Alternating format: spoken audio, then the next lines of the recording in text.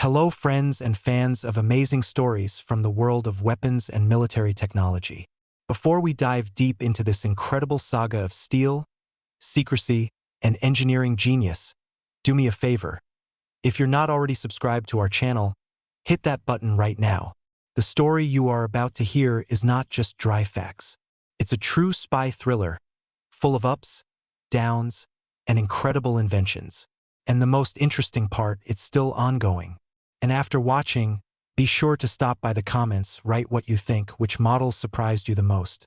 Your opinion is priceless to us. So, are you ready? Then let's go. Have you ever thought about what the perfect weapon looks like for someone who must appear out of nowhere, do their job, and disappear in silence? Without a bang, without a blinding flash, without leaving the enemy a single chance to understand where the trouble came from. In the world of special operations, silence is not just a convenience. It's a matter of life and death. And today, we are going to immerse ourselves in one of the most exciting and little-known pages of Soviet and later Russian weapons history, the story of creating a silent short-barreled weapon for the elite special forces. This is a story of ambition, engineering breakthrough, and bitter disappointment. A story under the codename Bouquet. Part 1, The Origins. When silence became a strategy. To understand why this bouquet was even needed, we need to rewind the tape back to the era of the Cold War. The 60s. The world is balancing on the brink of nuclear abyss, but the real battles often happen in the shadows. Intelligence officers are working, sabotage groups are becoming active, and they all need weapons that won't give them away at the most critical moment. The USSR understood this like no one else. At that time, Soviet gunsmiths were following two parallel paths to one goal: perfect silence. The first path, magic in the cartridge case. These are cartridges with so-called powder gas cutoff. Imagine, the bullet flies out, and all the powder gases remain locked inside the cartridge case. The sound of the shot becomes muffled, like a book slapping on a table. Elegant, but technologically very complex and not always reliable. The second path, the classic suppressor, but with a Soviet twist. A barrel is taken with dozens of small holes drilled into it. A bulky construction, a suppressor, is screwed onto it. The powder gases, before bursting out, pass through a labyrinth of baffle separators, losing speed and pressure. And at the exit, not a deafening roar, but a quiet hissing sound. It was this path that became the main one for the Army Special Services. And so, two legends are born. The silent pistol, Index 6P9, adopted in 1967. The base is the familiar PM, Makarov pistol, but redesigned beyond recognition, except for the trigger mechanism. It was created by the talented designer A. Dryagin. The PB was self-loading, with an integrated expansion chamber and a removable suppressor. Simple, reliable, quiet. The automatic silent pistol, Index 6P13, adopted in 1972. Now this was a beast. The base was not the PM, but its older brother, the Stechkin automatic pistol, APS. Designer A.S. Nugadov preserved the main trick of the Stechkin, the ability to fire in bursts. He added a perforated barrel, onto which a special tube and a massive suppressor were fitted, and as a bonus, a wire stock for bracing. The result was, in essence, a compact submachine gun that could be hidden under clothing. Just imagine. An operative in a civilian coat and under his arm, almost an assault rifle capable of firing automatic fire almost silently. It would seem, here it is, perfection. But the military and special services appetite comes with eating. They wanted more. Part 2, the bouquet task. The impossible becomes a challenge. The late 60s, GRAU, the main rocket and artillery directorate, formulates a task that could make any designer's head spin. The goal? To create not a pistol, but a full-fledged submachine gun for the standard 9x18mm cartridge, the very one from the PM and APS, which must be as quiet as the PB, sound level no higher, capable of burst fire like the APB with comparable combat rate of fire. Compact, length with suppressor, no more than 70 centimeters without suppressor, to fit within 1/4 of a meter. Weight 1.5 kilograms maximum. And with a bonus, so that it could be quickly converted from a silent version to a regular, loud one, simply by changing the barrel or receiver. The project was given the romantic name R&D Bouquet. The task was fantastic. Essentially, it required combining the uncombinable, the compactness of a pistol, the power and fire mode of a submachine gun, and the silence of specialized weaponry. And all this based on a far from the most powerful pistol cartridge. Here we need to make an important economic and historical digression. Why exactly the 9x18mm cartridge? The answer lies in the giant, well-oiled machine of the Soviet defense industry. By the late 60s, this cartridge was produced by the millions and was in service with the entire army and police. Switching to a new caliber would mean colossal costs. Retooling dozens of factory lines, creating new stockpiles in warehouses, retraining personnel. Under the conditions of the Cold War and the arms race with the West, there was simply no money or time for that. The task was clear: to squeeze the maximum possible out of the existing mass-produced cartridge. It was a challenge to engineering thought under harsh systemic constraints. Part 3. The Three Bogaders. The Battle of Design Schools. 3 of the country's largest weapons schools responded to this challenge, each presenting its champion. Izhevsk designer E.F. Dragunov, yes, a relative of the famous creator of the SVD rifle. His sample, PP-71. The Izhevsk school always prided itself on reliability and manufacturability. Tula designer N.S. Rizhov. His brainchild, TKB-0102. The Tula Central Design Bureau of Sporting and Hunting Weapons was a forge of innovation. They were not afraid of complex schemes. Tula, designer N. Monsieur Afanasiev. His variant, TKB-0104, which much later, in the 90s, would receive the loud name Cypress. In 1972, they met at range trials. And what? The very first round ended in failure for all. The accuracy of fire was appalling. At a distance of 50 meters, the bullets were landing in a circle almost half a meter in diameter. Hitting a target was more a matter of luck than the shooter's skill. The weapons fell apart. Parts couldn't withstand the loads. Why? The root of the evil was in the cartridge.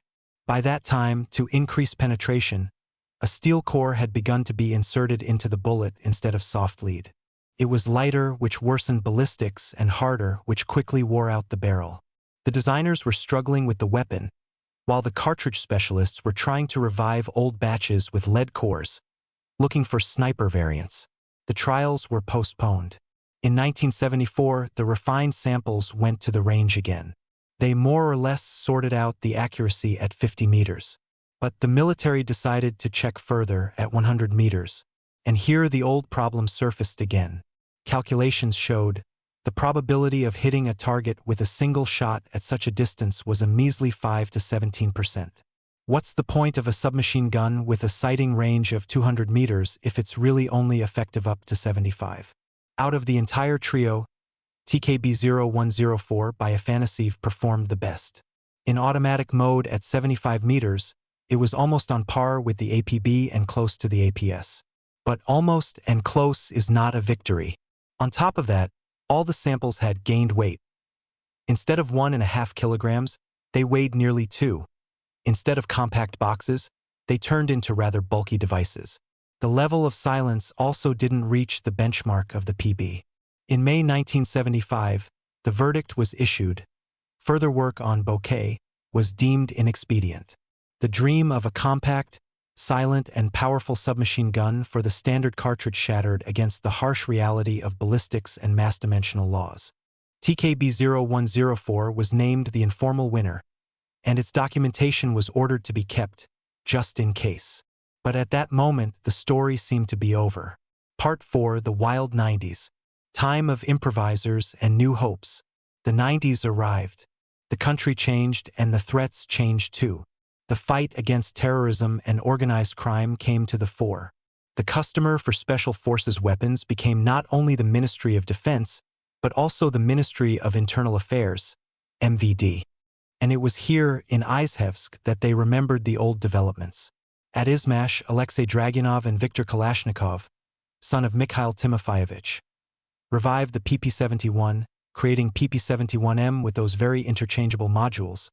Here it is, the TTT clause about turning a silent weapon into a loud one. At Izmek, Mikhail Dragunov, another representative of the famous dynasty, created a silent version of the Kedr submachine gun PP-91B, using parts from the good old PB.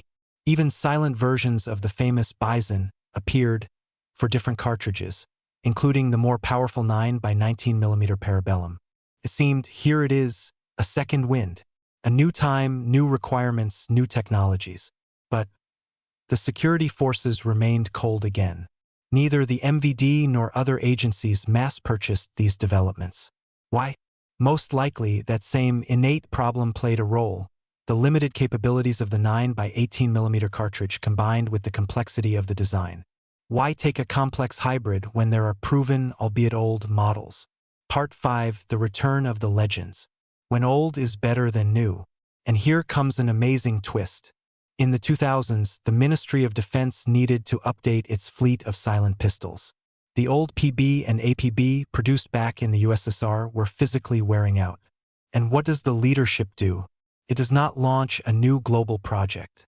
It brings the old, proven models back to life. In 2003, Izmek resumes production of the PB pistol.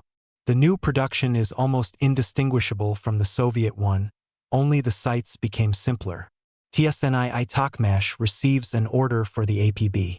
At first, they were made by converting old APS pistols from Soviet stockpiles. By 2007, they even prepared new documentation for full-scale production. This fact speaks volumes. It screams to us.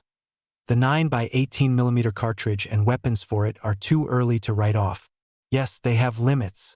Yes, the West has more powerful cartridges like the 9x19mm Parabellum or the .45 ACP. But where absolute reliability, proven in dozens of conflicts, is needed, where compatibility with millions of cartridges in warehouses is important, where the task is to neutralize an opponent at close range with minimal noise, the PB and APB are still in their place. The fate of resuming production of the APS itself, and without it, there is no APB, is shrouded in darkness. The Malat Orazi enterprise in Vyatsky Polyeni sometimes announced readiness, then fell into silence. This uncertainty is just part of the big, complex picture of the Russian defense industry in the post-Soviet era. Epilogue. The lessons of bouquet. So what does this almost detective story, stretching over half a century, give us? Engineering genius collides with systemic constraints. You can come up with a brilliant design, but if its foundation is a weak cartridge, a miracle won't happen. Bouquet showed the limits of the possible for the 9x18mm caliber. Reliability and provenness are sometimes more important than innovation. The return of the PB and APB is the best proof of that. For special forces, a weapon must always work, without exceptions. The future lies with integrated systems. The conclusion from the whole story is obvious. Removable suppressors like on the APB are a compromise. Maximum silence can only be achieved in systems where the suppressor is an integral, calculated part of the weapon from the very beginning, as in the same PP-91B or modern Western models.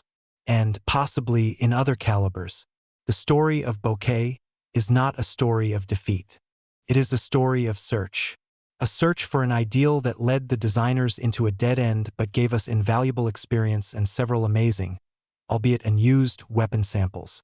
And the main heroes of that era, the PB and APB, live and serve to this day, reminding us that in the weapons business, often the winner is not the most complex, but the most refined and fail-proof. And what do you think, friends?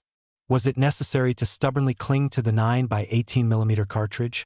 Or should they have taken a risk and created a completely new system for a different caliber? Could Bouquet have been crowned with success if the designers had more time and resources? And which silent weapon, in your opinion, is the standard today? Write your opinions, guesses, and assumptions in the comments.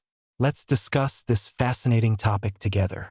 And if you enjoyed this deep dive into the history of secret developments, if you want to continue unraveling the secrets of weapon legends, don't forget to subscribe to the channel and hit the bell so you don't miss new episodes. This was your name/channel name. Until next time in the world of amazing technologies.